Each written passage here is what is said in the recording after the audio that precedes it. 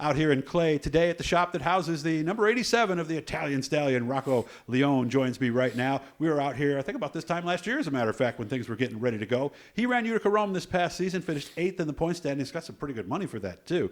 Didn't get a win, but 4th place was his best. He does have sportsman wins in his past, although the last one was 2015. All of them, by the way, are at Fulton Speedway, all 4. He's also won in mod light competition at Utica Rome and Brewerton. So I think the big thing this year, Rocco, is we got to get back to victory lane. How you doing? Good. So Glad that is the big goal, right? Yeah, for sure. It's been, we've been close a bunch. When we were running Brewerton, and we got a bunch of seconds, thirds. Utica Rome's tough to win at. There's lots of good cars there, and it just hasn't gone my way the past few years. But I'm hoping to kind of reset, and we were good at the end of the year. It was our first full year on coil, so there was still a lot of learning to do. And we got a lot better towards the end of the year. So I'm hoping if I can start off as good as I was at the end of the year instead of taking so long to get going, hopefully we'll have a good year. If I remember, it was also the first year on the short rods too, right? Or yeah, did you have those before? I did switch to that. Okay. I was running just one on the left side, and now I switched to both sides. So okay. And from what I understand, it's a huge difference. It is. I was really shocked the first time out how much better it was. So what did you have to do to change your driving style and setup wise? I don't know that. You could really drive the car harder. It would rotate better in the corner. I was getting better drive off. So it. I'm not sure I really changed anything, but it definitely made me faster. Okay. Now, you have an older Bicknell. He's actually got a 2014. It does not have the rubber floor in it, but you tell me you did do an update. Was it last year or the year before? Yeah, last year we changed the floor. I had a version 3 floor, which is it's kind of a combination of a rubber floor and a steel floor. So it's a steel floor with like rubber inserts where the slider rods go through. Okay. But that had some cracks and stuff. Like you said, it's a 14, need to be replaced. So I decided to go with a standard floor. We put that in. It's all been updated, as far as, the hockey stick in the front, left side drop rail, provisions. The hockey stick in the front? It's just part of the chassis where, these things have like 2 spots where they tend to crack. And one of them's up front under the right front shock tower there. And then back here where the 2x4 ends and the rear clip starts. Okay. So we just went through, updated that, and like I said, left side provisions and the floor, and it's pretty much all updated. Okay, so it's as good as a new car at this point, basically. Yeah. Okay, back to Utica. Yep, absolutely. Going back to Utica, I love progress Brett Dale made last year. Place was great, surface was great every week, and more and more cars every week. I got lots of family and friends in the Utica area and sponsors, and it's kind of halfway between home and my family out there. So it's a good place for us to Utica? go. Yeah. Okay. Yeah. My wife's Italian family was from Utica too. So go out there, get some tomato pie, guys. You got to be careful where you get it, because depending on where you get it, right, you really haven't had it, right? Yeah, that's totally true.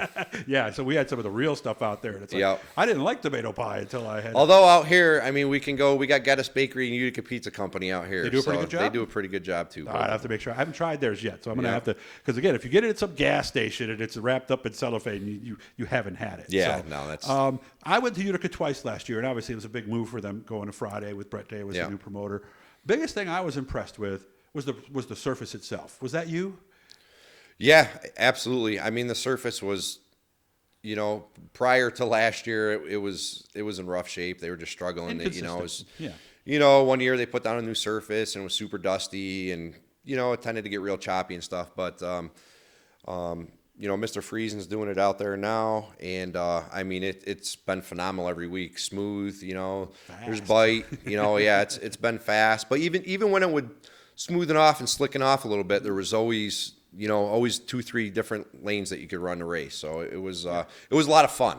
Yeah, go up on the lip if you want, hug the bottom with the old Jessica Zemkin line if you want, and even the middle I noticed came in a lot of times too. Yeah, so, the middle was the place to be lots of times. Yep. So what's the difference between this Sportsman and one that you would run maybe at Brewerton or in Fulton? Not a ton. Tires are the biggest thing. I believe I'm not sure if dirt is allowing like bump stops. No, not on the Sportsman. So in STSS or rubbers either. You can Spring run You can run bump stops. We can run spring rubbers, which I don't think you can in dirt. No, that I know for sure. Can you stack? We cannot stack springs. We can just use the like the take-up spring on the left rear spring, kind of like the left front, that real soft. Oh, you'll have to show me that. It's like a 10-pound spring, actually. Oh, he's got one right here, so he's going to grab one for a second here and show us. So it's just, it's only like 10 pounds. It's just basically to keep the spring on the base of it. And you can use that just on the left front, you said? Left front and the left rear. Left front and left rear. Yep. Okay, interesting. I didn't see. I just learned something. I hope you guys did too. One of the things we're going to do when we're done too, we're going to talk exhaust, because I noticed something on the car, so we're going to go handheld. So make sure to look for that one coming up here in just a little bit. The other thing I heard, and we're not going to mention any actual numbers here, but a lot of people came out of that banquet at Utica Rome going, "Really? I finished 5th and I got that?" Yeah, I mean, I was really shocked. Just usually the end of the year payout is, it's, I don't know 100% what goes into the points funds for the drivers for the end of the year, but it was no big deal. It was basically like a regular, Yeah, you get Friday, Saturday night payout, all the way down through the top 10. But I I finished a subpar 8th, but we toughed it out, and it was surprising what we got back for sure. Yeah, a little less than half. And they also pay, what did you say, 1,000 to win and 100 to start out there for a sportsman? Yep, for a regular show every Friday night, it's 1,000 win, 100 to start. And there's a nice breakdown down, through. So it pays back pretty well. Yeah, 8th, I mean, if you finish in the top 10, you do okay for the night. Okay. How much of that is a factor for people like you when you're deciding where to race? What are other factors that are involved? I mean, it definitely helps. An extra $50 to take the green. If you get $100 back, it pays for something. It pays for your race fuel, your diesel, a couple pit passes. So all of that helps. I mean, I don't really think most of us at this level are. You're not really. No, but there's not too many guys that make. But money. if you can break even for the night, that's kind of the yeah. Side I mean, goal, if you break right? even.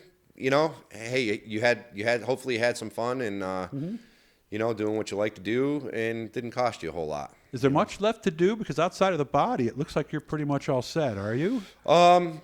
Well, no shocks. We're missing shocks. Actually, shocks are up here tonight when they're on the table. When we finish up. I got to bring those up to Jason Barney at 87 speed. He's going to get those all dialed in for me. I didn't know he did that. Service. Okay. And I got to swing by Ted Lamb's also after here, pick up my panels and get those up to Atomic tomorrow so they can get that wrapped up for me. And really, besides that, just going through it, setting it up, waiting for my carburetor. That's kind of little on a time crunch with that. But that's on the way too. So is that getting rebuilt or is it a new one? I've got a new one. Okay. Yeah. Which carburetor is it? And it's a Holly 650 HP. I got it from Island Performance in New Jersey. So it's same not carburetor. It's not a CC. It's not a VDL. Those are the two. Yeah, I had a VDL. That's the one I just recently sold. So just trying something a little different. Okay. All right. And that's about all there is to do. Only got about a minute left at this point. We're almost out of time. It goes by so fast. Do you have a practice first, or do we start with a race? Yeah, practice 22nd Utica Rome, and then the following week we'll go into the opener. Very good. Yep. Might you hit the road a time or two? Yeah, we're going to do the Thunder on the Thruway series with Fonda. I think it's 3 races at each track. I believe it is. We're going to do that, start that anyways, and see how it goes. What's the third track? It's just those 2 tracks. But there's 3 races. There's 3 races at each track that go towards it. And I see what you mean. I'd like to do the Port Royal, one of the Port Royal shows for us down there, and kind of see what happens. All right, make sure to come back. We're going to do a second one. We're going to talk exhaust, okay? Because it was something I noticed, and I asked Rocco why, and he told me some stuff, so you're going to learn something in the second one. Hit the bluey, guys. That'll subscribe you. Thanks for having me out, man, and good luck with everything, especially that new phone, okay? Thanks. Yeah.